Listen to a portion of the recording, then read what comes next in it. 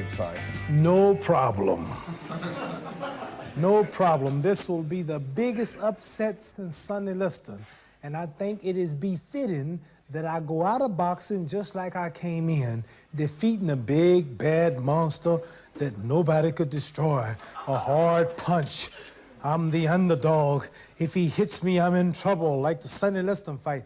But I came back and I shook the world and I got Liston.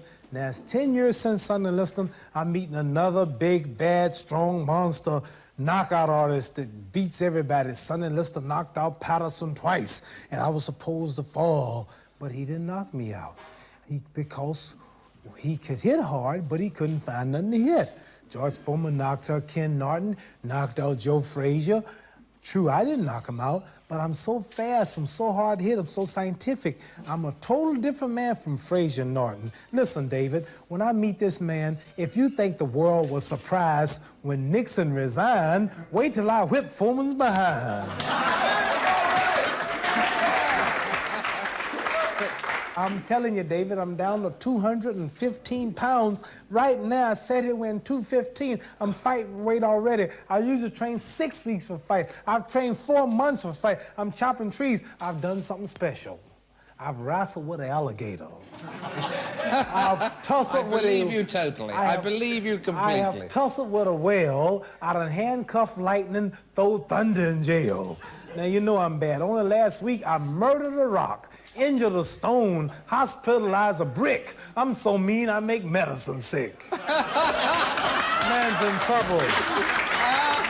Listen, George Foreman, people are afraid of George Foreman. They talk about how hard he hits. The world has been deceived. You listen to me now. I've never told you wrong. The man don't hit hard. He knocked Joe Frazier down 6 times. He got up 6 times. Joe King Roman, his Tokyo, Japan fight, the Puerto Rican champion, knocked him down 3 times. He jumped up 3 times. He knocked Ken Norton down 4 times. He jumped up 4 times. When have you ever saw the man say 7, 8, 9, 10, count his man out? When I hit Sonny Liston the second fight, he stayed out for the count of 10. Zora Foley stayed out for the count of 10. Cleveland Williams stayed out for the count of 10. What few I have knocked out stayed down. Sugar Ray Robinson knocked him out for the count of 30. Joe Louis, Marciana, Jack Dempsey, Jack Johnson, Archie Moore, Ezra Charles, they knock him out cold. So this man has never knocked nobody out cold. He's a bully. He's slow. He has no skill, no footwork. He's awkward. And I have been given him a name. I named Floyd Patterson the Rabbit. I named Sonny Liston the Bear. And he shall be known as officially as the Mummy. The Mummy. And why the Mummy? Because he fights. When he's fighting, if you ever watch him in the ring, he drags like that after his opponent.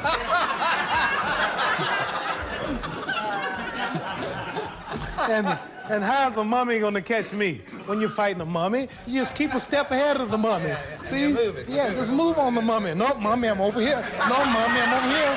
Yeah, no, you're moving too fast. The mummy don't move that fast. Well, Let me tell you something, David. I shall be the mummy's curse that night. Have you heard of the mummy's curse? Have I heard of the Mummy's Yes, Curse? I saw the movie. It's going to be some fight.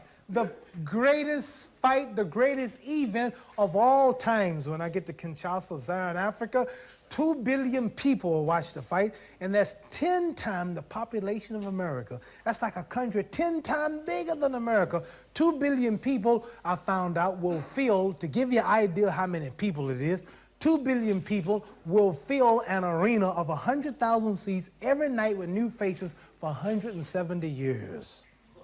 That's a great 100,000 people every night, new faces for 170 years. And I draw that crowd, not George Foreman. It's my beautiful looks. It's my skill. It's my humbleness. Your beauty and your humbleness. I think, first of all, it's your humbleness, and then it's your beauty, isn't it? I mean, because when you look in the mirror in the morning, it must be just a wonderful experience. You know, I've been in the ring, David, now for probably 20 years, and I'm as pretty as you, and you announce so. And slightly fitter. Which round is it going to end? I'm not predicting the round. Could, but it puts me on the spot, because you worry about trying to predict a round, and you might get him early, and you call yourself carrying him until that round, or you might slip up and get hurt. It's too much pressure. I predict, David, that I'm going to outdance him, I'm gonna stick him. I'm gonna be 3 times as fast. I'm gonna punch him at will. I might not knock him out cold, but I'll TKO him. I predict a TKO. I predict that the fight will be stopped on cuts or bruises or being humiliated. Humiliation will stop this fight. The referee will just step in and stop because I'll just be popping him, popping him, sticking him, moving, and I'm constant popping him in wheel until the man just have to stop it. You mean it's going to be the first world title fight ever stopped on the grounds of humiliation? No, they've stopped a few of mine for that, and they've stopped other ones. But I'm serious. This man have 2 chances, slim and none. The man don't stand the chance. When Muhammad Ali is in shape, when Muhammad Ali is dancing, Ken Norton broke my jaw in the first fight, and I was flat-footed, and they knew I was washed up. 32 years old, 222 pounds, couldn't train no more, Cosell and the critics were saying, and I was finished. Second fight, my jaw was mended. It was going to get broke again. I might dance a few rounds because I lost weight, and I probably lost it from not eating, they said. And 12 rounds I danced that night. They were counting on me cutting out in 4 or 5, but I counted dance 12. Joe Frazier, the second fight. 3.5 years I was off, I still beat Frazier. They gave me the decision. I know I beat him. 3 years later, which means I'm 6.5 years off from the day they took my title. I was considered over the hill when they took the title. Now here's 6.5 years from that day, I danced 12 rounds at Joe Frazier. They figured I'll stop dancing in 7 or 8, maybe, and Joe finally relentless pressure, body punches, attack me. I'll poot out and he'll beat me. But I danced for 12. So that was my last fight. People are talking about my legs are gone, talking about he's gonna get me, I'm gonna stop. What gives them the idea or what gives them the reason to say I'm gonna stop dancing in 2 or 3 rounds when I just got through dancing 12 with Frazier? I'm gonna be ready to dance 20 this time. The man is in trouble. The man He's got problems. He's got problems. Have you done anything special, apart from wrestling with an alligator, in addition to that, have you done anything special this time? Nothing, Diets? not just boxers, any athlete have to refrain from anything that that's bad for his health. Right, and so therefore... Especially when you're in a strenuous sport, football, basketball, baseball, wrestling, anything that takes stamina is hard. And anybody watching this event, or you yourself, you get up and jump around, a man or woman, scuffle with somebody, wrestle with them for about 3 minutes and watch how tired you get. Serious wrestling and competition is tiresome. And for 15 rounds before 150,000 people, knowing 2 billion people are watching, takes a lot out of you. It makes you, and then you got the world's greatest fighter, one of the world's best, taking punches at your face, your body in little hard gloves on, and everything is state, your future, your life, your family's investments, everything's at stake. This worries you. And the pressure and the excitement, the drama, even people who come to fights are nervous. And many of the fans here and yourself, I mean, the night you go to the fight, although you're not involved, you'll be nervous, just waiting for the bell to ring. Finally, these 2 men are gonna clash. Who's gonna win? Muhammad Ali or George Foreman? Both of them are great. One's gotta fall, right? Somebody's gotta leave, and you're excited. You're not as dumb as you look, fella. In what way is Allah, you mentioned Allah, what way is Allah different from, for instance, the God I believe in? I mean, is Allah different? In what way is he different? Is he more of a man or more... Well, Allah is a man, where your God probably is a spirit, something that you can't see, and he's formless and somewhere floating around. Our God is on earth. Allah is on earth. Is he? He's a man. That's why you say God created man in his own image. If I make a chair in the image or likeness of that chair you set, and then it look like that chair. So if God made us in his image, you telling me God's a man. If he look like us. And you refer to God as him, right? His, and he. Well, whether it's a cat, rat, or dog, anything of a male sex, you refer to it as him, his, or he. So if God is a spirit and a spook, why do you keep saying he, him, and his? So we teach that God is on earth. He's a supreme being. You are a human being. He's a being too, but he's supreme over the other beings. So if you take even the Christian teaching and check it out scientifically, you keep telling me God's a man. But when I ask you, where is he? Well, he's a spirit, he's the air, he's everywhere. You keep saying he. If God wasn't a man, you would call God it or the thing. So you call God him, he. God's a man. What's greater than a man? If you make God not a man, you make him less than a man. What's greater than a man? Ain't nothing greater than a man. Well, Helen Reddy says we ought to call God she. I mean, could God be a woman? Well, this is real bad to even think like this. I wouldn't even play with God like that. But I wouldn't think on him. I wouldn't answer that question. But I will tell you something once. I heard a fellow wise man say once, he said, God made man in his own image, but man made God in his own likeness. Got that? Man made God in his image, but man turned around and made God in his likeness. Some make him a cow, some make him a statue. This woman want to make God a woman. So God made us in his image. Now who are we to make him the way we want him? He made us, but we're going to turn around and make him. That's silly. Do you pray to your God, to Allah? I pray every morning at 5 o'clock. My clock rings at 4:30. I'm up at 5. I take a shower, and I put my white robe on. I put the towel on the floor, and I face the east towards Mecca. And we say, surely I have turned myself to thee, O Allah, trying to be upright, to him who has originated the heavens and the earth, and I am not of the polytheists. Surely my prayers, my sacrifices, my life, and my death are all for Allah, the Lord of all the worlds. No associates has he. This am I commanded. I am of those who submit. O Allah, thou art the king, thou art my Lord, and I am thine servant. I have been greatly unjust to myself, and I do confess my fault. So please grant me protection against all my fault, for none grants protection against faults but thou. And lead me to the best of morals, for none can turn away from me the worst of morals but thee. And guide me to the best of morals, for none can guide to the best of morals but thee. O Allah, make the Honorable Elijah Muhammad successful, and make the followers of Muhammad successful here in the wilderness of North America, as thou didst make Abraham and the followers of Abraham successful, for surely thou art praised and magnified in thy midst.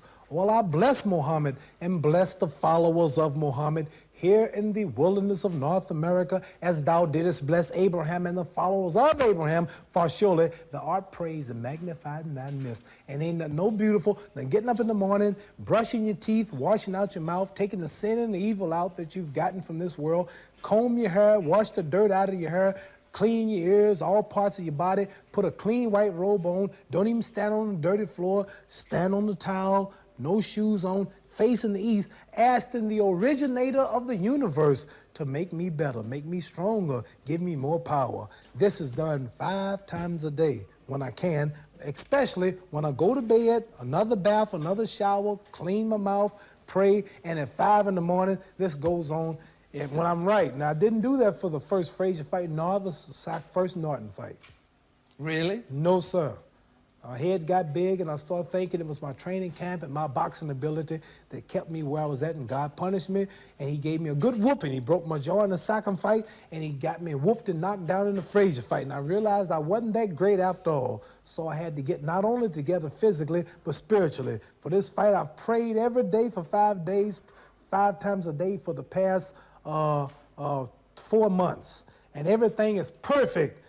And if Allah's with me, it ain't no way no man can win. No way. When I got Allah and Elijah Muhammad, can't no human being win. There's no way.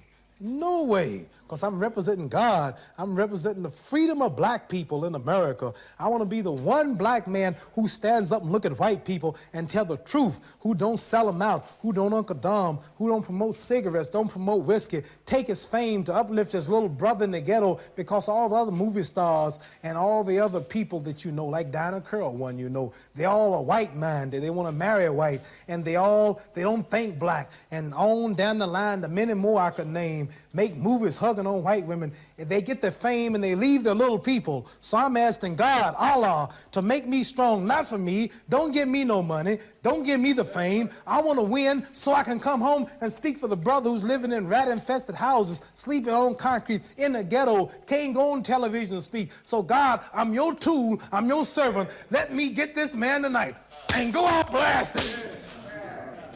That's the way I think. That is an incredible speech, and what you do for black pride is absolutely incredible. This is the way I feel. Yeah. And what you do for black So I'm not pride... fighting for me. I'm looking at George Foreman. I'm looking at the establishment, the flag waver. If he wins, I'm thinking, which is not true, but if he wins, we're enslaved for 300 more years. If I win, we're free. I'm not Foreman, you know that. President Ford. Yeah. Now I see Foreman. I don't see a black man. I see you. Yeah. I see the White House. I'm not the White House either. I see something white. I don't know what it is.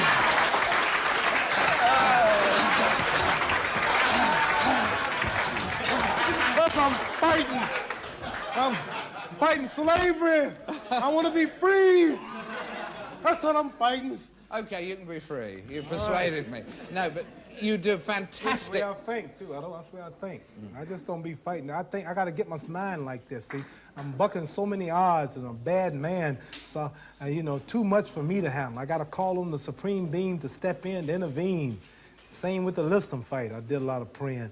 And same with the draft. Same with the Sacker-Norton fight, the Sacker-Frazier fight. Divine power came in. If you watch the last round of Norton, the last round of Frazier, you'll find that if I lost the last round of Frazier in this fight, I would have lost the fight. You found that if I lost the last round of the Norton fight, I lost the fight. Those two fights, I got a supreme power from the supreme being. I start dancing, I start moving, and anybody watch that fight don't know how Muhammad Ali came back in them rounds, because I prayed heaven, relied on Allah, and I danced. I danced. I was sticking and dancing. I was eating Frazier up in that last round. Ken Norton come back after broken jaw, dancing. He was fast, and I was faster. So this fight, I called on everything. Not only my physical ability, but all the supreme being, Allah. I'm working for him. I'm going into this fight as the servant of Allah, who is the teacher of Elijah Muhammad, who's here to free black people and get them something that they can call their own. And that's why I'm going in his name, Elijah Muhammad, and in God's name to take this title to help influence and wake up my people and unite them and clean them up. Nobody else is doing it. Nobody else big is doing it. So this is, to me, is a holy war. This ain't just no fight with George Foreman, but I'm fighting for the freedom and the equality of the black man of America. And I'm fighting the opposer and the Uncle Tom who is out and bent to keep us down. George Foreman win the fight, he might make a movie Hugging a Blonde next week. I don't know what he might do. He might take that fame and lead our people wrong. If I make a movie, I'd have to hug a sister. See? So I have to hug my own. So I'm going in. It's a spiritual. This ain't no fight no more. This ain't no sport no more. As one man have on the New Time magazine called New Time, says, headline, Can Allah Save Ali? They know it's divine too. Can Allah save Ali? But I mean, the thing is that obviously the first thing that's got to happen is that there's black pride, right? And that you are giving black people all over the world a pride and a self-respect that through Allah and so on they've never had before. But what about stage 2 of this? What about stage 2? You were talking about hugging a blonde and so on. What about stage 2 of it? How do blacks and whites, when blacks have their self-respect, how do blacks and whites get together? Because if they don't get together and live together, we ain't got no world. Get together how? Well, how do we live together? How do blacks and whites live together in peace and get together? Well, number one, the black man wants to become independent, and he's got something of his own, then you can respect one another. You can't respect a man always in your house begging. You feeding him, you clothing him, always around you begging. Don't do nothing for himself. America must help the slave to go for himself. And Elijah Muhammad says the only way we can get together is to let the slave live to himself, govern himself, marry himself, rule himself, build for himself, and educate himself on some land of his own. A total separation of the races is what we believe is the solution to our problem. Black man on his own land, building for himself. Everybody has a nation but the Negroes in America. But everybody has a nation. This is a bold statement, but nobody else can say this. Everybody has their own country and land but the Negroes in America. You from England. You don't like it over, you can go back home. There's a Nigerian out there. He don't like it, he can go back home. Oh, there's a Mexican out there. He don't like it, he can go back home. Oh, there's a Puerto Rican out there. He can go back home. Where do we call home? Do you know where my home is? What Chinese are named after China? Cubans are named after Cuba. Pakistan is named after Pakistan. Russians named after Russia. Australians after Australia. Englishmen after England. What country named Negroes? Well, why are we called Negroes? Well, there's obviously... So the only way we're going to get together is for us to get a knowledge of ourselves. Africans, I guess, is the word for Negro, isn't it? I mean, Africans, Africa should be for the Africans. Yeah? What I'm trying to say to you is this. The only way we're going to get together is for us to get a knowledge of ourselves. We don't want to get together with white people. We got to get together first. See, for one to be with one, I got to be one. We are not yet one. You have a leader. Everybody's got, somebody represents England, Ford represents America, Sadat represents Egypt, Hossein represents Jordan, Miss So-and-so represents Israel. Now, who represents us? Black people have a meeting, 64 leaders show up. See, we not one, we too divided. And after we quit cutting each other, pulling each other down, fighting, disrespecting each other, clean up self, respect self, gang wars, and all kind of problems, after we unite, then if there's any love left, then we love somebody else. But first, we gotta unite. So ain't no such thing as how do we get together. We gotta get together first, and then you ask me that question. All right, how long will it take? We not together. How long will it take for you all to get together? As soon as the black people all get behind not only Elijah Muhammad, they'll be together. Only one man getting black people together, and that's Elijah Muhammad, the man that white people and the government don't talk about. They fear him and don't give him no press and don't want nobody to hear him. Because once you hear him, if you're black, you're never the same. But what about other black leaders like Martin Luther King, the Reverend Jesse Jackson, and black leaders around the world as well? Do you respect what they're doing too? Not what they're doing. Not what they're doing. Jesse Jackson's a crook. He steals everything Elijah Muhammad's got. Everything he do is Elijah Muhammad's program, but with another title on it. See? And Martin Luther King, his goal was to walk down the street one day with a white girl. We don't call that progress. No white woman watching this show or no white man in his or her right mind, white mind, want black boys and black girls marrying their white sons and daughters, in return introducing their grandchildren as half brown, kinky-head Negroes. They don't want it. And why not? Why not? You know why not. Nobody else, and I'll tell you something else. Why not? For what? Every man likes a son who look like himself. I love my little boy. And my wife, pretty brown girl, look like me. I love my daughters. I don't want no blonde-headed, green-eyed daughters. No, but sure, everybody wants a child. Looks like himself. No, everyone wants a child that looks like the combination of himself and the woman he loves. Yeah. And therefore, if the combination comes out coffee, what's wrong with that? No, I'll tell you what. The integrated couples don't make it. I can name them all week. They just don't make it, and the world's against it. God's against it. It ain't because we hate each other. Bluebirds and redbirds are both birds, but they don't get along. Pigeons and eagles don't fly together. The buzzards, everything hangs out with its own. White people, culture's different from black people. Puerto Ricans and Indonesians cannot integrate. Egyptians and Germans cannot integrate. Australians and Mexicans cannot integrate. They have different foods, they have different music, different cultures. See, you white and I'm black. If white people have a party tonight and black people have a party, the party will be 100% different. The music, I go in a white restaurant, we integrate today, right? You go in a white restaurant, you gotta look all day on the jukebox to find some music. No. At our party, we'll have Aretha Franklin, Stevie Wonder, and... Let me tell you now, if I go a jukebox in a white restaurant, anybody black Italian here, you got to look all over that box for some black music. Hank Snow, Johnny Cash, Josh White. All kind of names I ain't never heard of. You know, when that train comes around that mountain, when that train comes, and that truck driving there. So what I'm saying is, ain't nothing wrong with that music, but that fits the white culture. You go in our joints, oh, baby, don't leave. Oh, I cried all night. Who's that running out of my back door, honey? Oh, but see, those are our problems. Then I go to Chinese restaurant, pling, ting, tang, tong, tong, ting. So we can't integrate. Yeah. We ain't gonna never have no peace. The culture, the nature's different. I don't hate you. We can eat in your restaurant. We want to marry your women. We got your women now. It ain't nothing we can't do today. But these things the dog got. I see dogs on television eating out of the same plate with white people. I see dogs in the buses, and they do everything with the dogs. So I ain't getting nothing the dog ain't got. So really, ain't nothing in this integration. I need some land. I need some jobs. My people need jobs. We need something so we can build and do for ourselves, and we must have some land. 40 million people. You know, it's a lot of Negroes just in New York, in Cleveland, Baltimore, Washington, California. It's a lot of black. Woo, that's a whole nation. 40 million, man.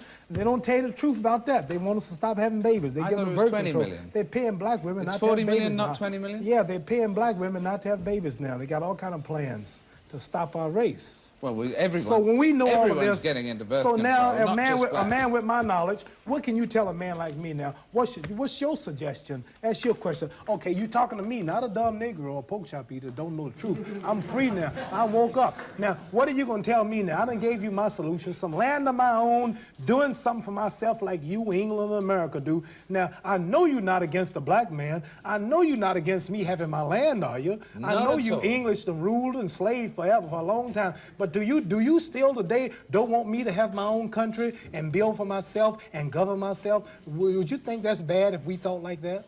What's your solution to my problem? 1974, you all just, some white man just flew from New York to England in an hour, less than 2 hours. You all are so progressive. You're walking around on other planets. Now, today, I'm intelligent too now. What's your suggestion? What should be my movement? Integrate?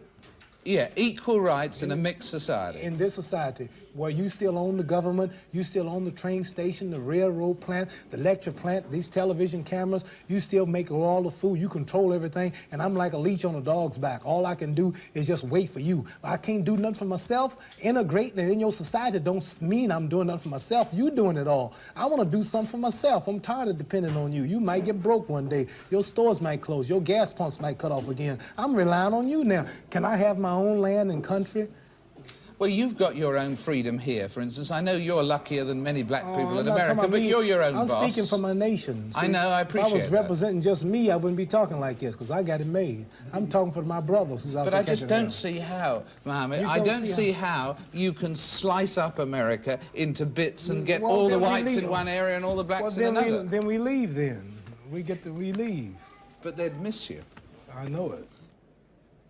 Is this definitely, whatever happens, your last fight? My last. This is the last. Win or lose, ain't no such thing as lose. This is the last of Muhammad Ali. So enjoy the fight, get to the theater, and see perpetual motion in action. The most scientific, the most creative, the most artistic.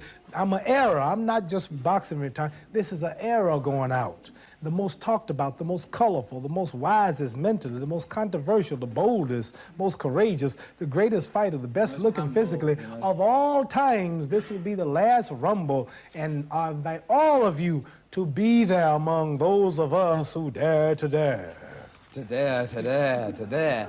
And when one day you die, and you appear before Allah or Allah... We don't die. We don't go nowhere when we die. Islamic teaching different from Christianity. When you die, you're dead. You don't go nowhere. You don't go nowhere? Where you going to go? I prove I don't know where to go. You go dig up some graves that died 200 years ago. I bet you their bones are still there. They don't go nowhere. There ain't no people going nowhere. The dead rise and see the light. That meant the people who were mentally dead, and you look at them one now. I was once a Christian. I was once a clay, a Negro. Before I heard Elijah Muhammad, I couldn't talk to you. I couldn't open my mouth. See, he makes the lame speak, makes the blind see, makes the lame walk, makes the deaf talk. See, that's Elijah Muhammad. We are those who were dead for 3 days, meaning 300 years. That was a parable. You didn't understand it. Didn't no dead man get up and rise, and ain't no dead man gonna rise. The mentally dead will rise. When I'm dead, that's it. My son will carry on. But you really don't believe that. And once you hear the truth, you don't want no pie up in the sky after you die. You want something sound while you're still around here on the ground.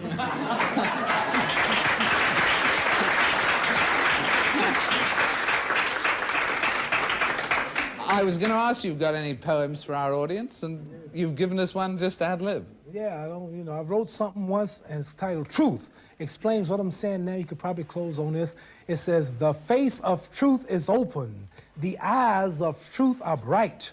The lips of truth are ever closed, and the head of truth is upright. The breast of truth stands forward. The gaze of truth is straight. Truth has neither fear nor doubt. Truth has patience to wait. The words of truth are touching. The voice of truth is deep. The law of truth is simple. All you sow, you reap. The soul of truth is flaming, the heart of truth is warm, the mind of truth is clear and firm through rain and storm. Facts are only its shadow. Truth stands above all sin. Great be the battle of life. Truth in the end shall win. The image of truth is Elijah Muhammad. Wisdom's message is his rod. The sign of truth is the crescent, and the soul of truth is God. Life of truth is eternal. Immortal is its past. Power of truth shall endure. Truth shall hold to the last. One last question. At the end of your life, whether it was Allah who was saying it, Elijah Muhammad, or whether it was something that someone wrote about you after you'd gone, what's the thing you would most like people to say about your life? He was a great champion, or what? What would you like people to think about you when you've gone? I'd like for them to say he took a few cups of love. He took 1 tablespoon of patience, 1 teaspoon of generosity, 1 pint of kindness. He took 1 quart of laughter, 1 pinch of concern, and then he mixed willingness with happiness. He added lots of faith, and he stirred it up well. Then he spread it over a span of a lifetime, and he served it to each and every deserving person he met. Muhammad Ali, thank you very much.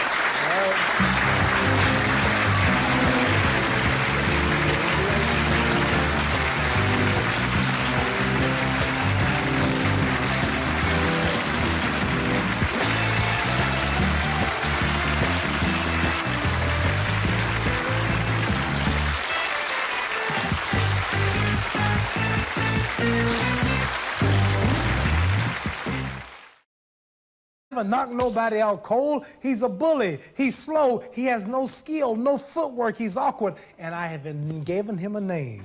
I named Floyd Patterson the rabbit. I named Sonny Liston the bear. And he shall be known as officially as the mummy. The mummy. And why the mummy? Because he fights. When he's fighting, if you ever watch him in the ring, he drags like that after his opponent.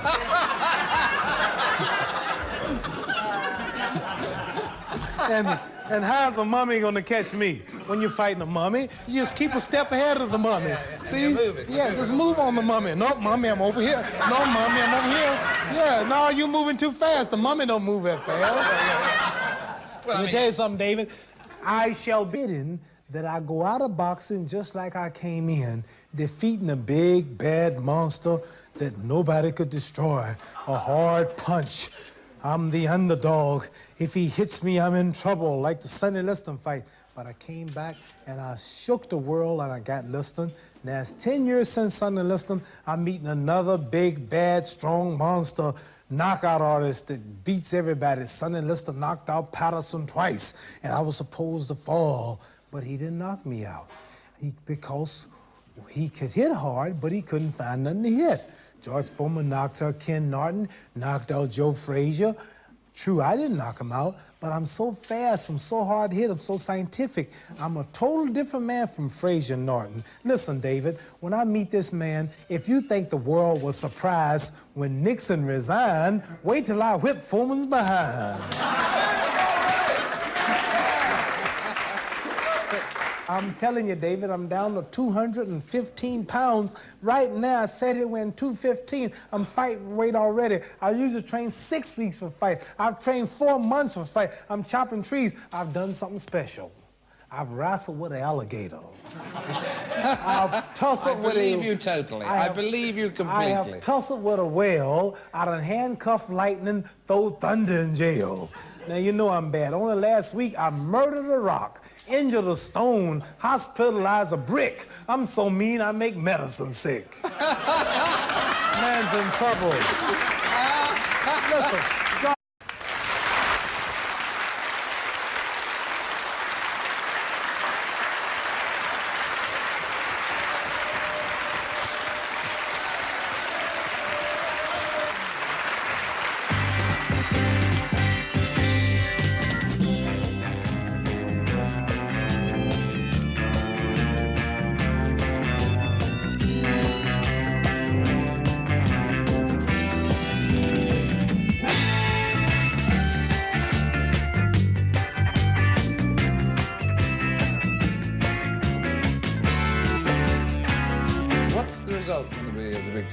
No problem. No problem. This will be the biggest upset since Sonny Liston. And I think it is George Foreman. People are afraid of George Foreman. They talk about how hard he hits. The world has been deceived. You listen to me now. I've never told you wrong. The man don't hit hard. He knocked Joe Frazier down 6 times. He got up 6 times. Joe King Roman is Tokyo, Japan fight, the Puerto Rican champion, knocked him down 3 times. He jumped up 3 times. He knocked Ken Norton down 4 times. He jumped up 4 times. When have you ever saw the man say 7, 8, 9, 10, count his man out? When I hit Sonny Liston in the second fight, he stayed out for the count of 10. Zora Foley stayed out for the count of 10. Cleveland Williams stayed out for the count of 10. What few I have knocked out stayed down. Sugar Ray Robinson knocked him out for the count of 30. Joe Louis, Marciana, Jack Dempsey, Jack Johnson, Archie Moore, Ezra Charles, they knock him out cold. So this man has never